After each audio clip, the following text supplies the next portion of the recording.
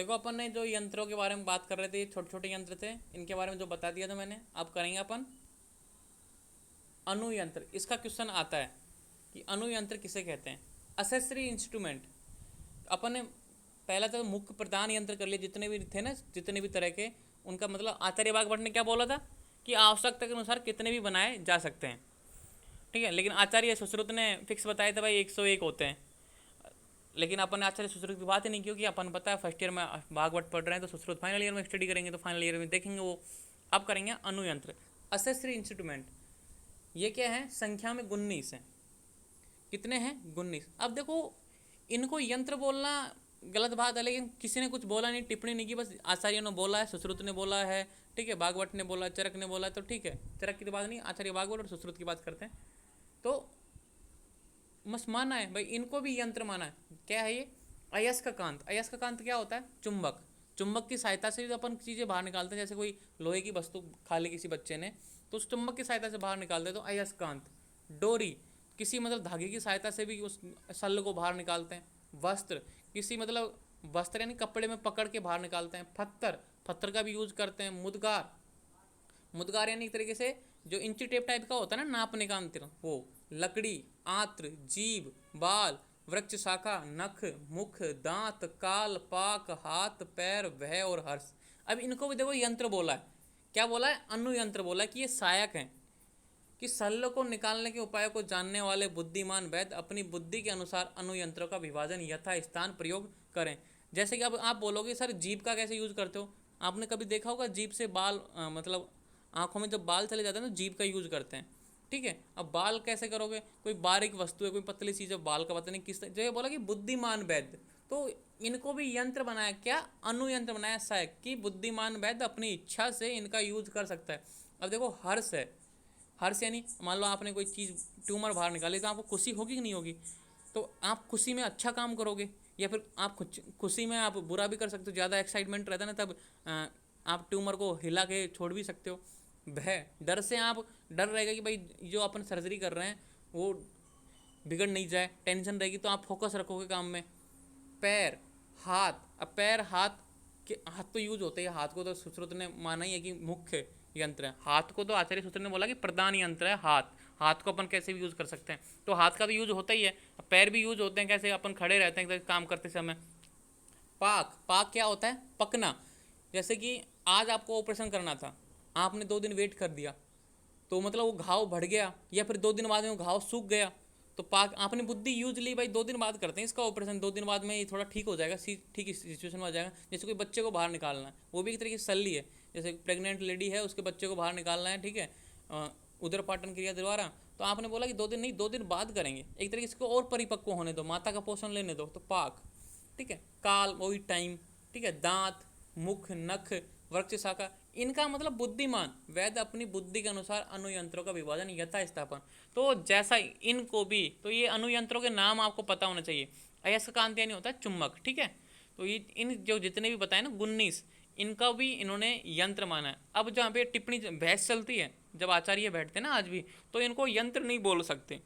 हाथ को यंत्र बोल दिया, ठीक है, पाक को यंत्र बोल दिया, हर्ष को यंत्र बोल दिया, लेकिन बहुत सारी चीज़ें जैसे बाल है, वृक्ष शाखा है, नख है, नाखून, नाखून को कैसे, फिर नाखून से पकड़ के किसी चीज़ को खींचना हो बाहर, तो एक मतलब संशय वाली बात है, तो इसलिए इनको अनुयंत्र में डाला कि ये सहायक है, इनका आप अपनी बुद्धि अगर कैपेसिटी आपको यूज़ करने की, तो आप इनको यूज़ कर सकते हैं, ऐसा है। आचार्य सुश्रुत ने भी अनुयंत्र 19 माने, क्योंकि सुश्रुत ने माने तभी तो भागवत ने माने, क्योंकि आचार्य सुश्रुत पहले थे तो उन्होंने माने, तो इन्होंने ऐसे कैसे कॉपी कर दे, इन्होंने कुछ टिप्पणी नहीं की, बस कॉपी कर दिया।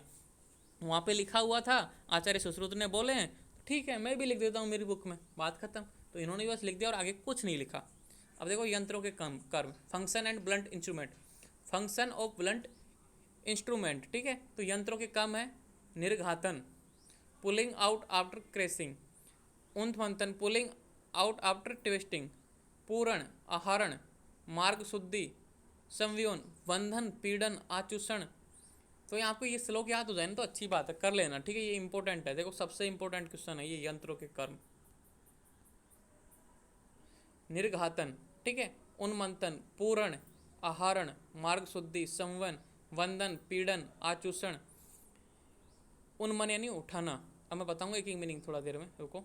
फिर है नमन, चालन, भंग और व्यावर्तन और ऋजुकरण यानी सीधा करना। जैसे कि कोई गांठ है, ठीक है, गांठ है, ट्यूमर है, निर्घातन उसको निकालना, ठीक है। उन्मंथन, पुलिंग आउट आफ्टर ट्विस्टिंग, मतलब उसको ऊपर नीचे उठा के ढीला करते हैं ना वो। पूरण, उस कोई घाव है उसको भरना। आहरण, एक्सट्रिंग मतलब एक तरीके से खाली करना। मार्ग शुद्धि, जो भी मान लो कोई गया, जैसे कि कोई लग गई आपने गोली लग गई तो घाव बन गया लंबा, एक नली वाला जैसा घाव बन गया, तो उसकी शुद्धि।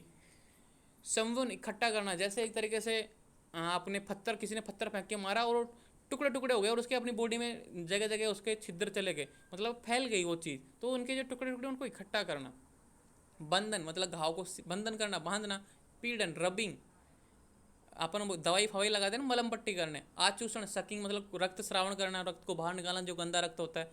उन्मंथन, उठाना, सल को बाहर उठाना एक तरीके से। नमन, झुकाना। चालन, सकिंग मतलब उसको हिलाना डुलाना। उसको तोड़ना, जैसे कोई बड़ा पार्ट है उसको भाई बड़े हिस्से में नहीं निकाल सकते, उसको अंदर ही तोड़ो छोटे छोटे पार्टों में ताकि निकाल सकें। उसको घुमाना ताकि कोई मतलब नर्व आ रही हो उसके आसपास तो उसको बचा के दूसरी जगह ले जाए। और सीधा करना, कोई चीज़ ऐसी मुड़ी हुई है तो उसको सीधा करने के लिए इस तरीके से ये काम है। कोई चीज़ मुड़ी हुई है उसको बाहर निकालेंगे तो पूरी त्वचा को, स्किन को फाड़ती हुई बाहर निकलेगी, तो उसको सीधा कर लो, आसानी से निकल जाएगी। तो ये क्या है, 15 क्या है, कर्म, यंत्रों के कर्म। तो ये अगर ये आपको याद हो जाए ना, ये श्लोक तो रट लेना, नहीं तो 15 आपको रटने हैं। अब है कंक मुखी यंत्र।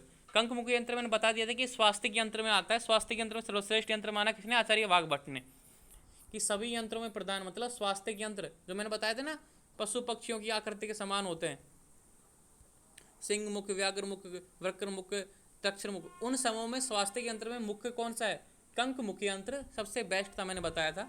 सभी यंत्रों में प्रधान, आवश्यकता अनुसार घूम सकता है, इजीली से श्रोता प्रवेश, शल्य हरण सभी अवयवों में प्रविष्ट होकर कर्म करता है, इसलिए यंत्रों में कंक मुख प्रधान है। तो यहाँ पे एक विशेषता बताइए लास्ट में कंक मुख यंत्र की, ये कि ये इंपॉर्टेंट है और ये श्रेष्ठ है। कौन से, स्वास्थ्य यंत्र में कंक मुख यंत्र श्रेष्ठ है।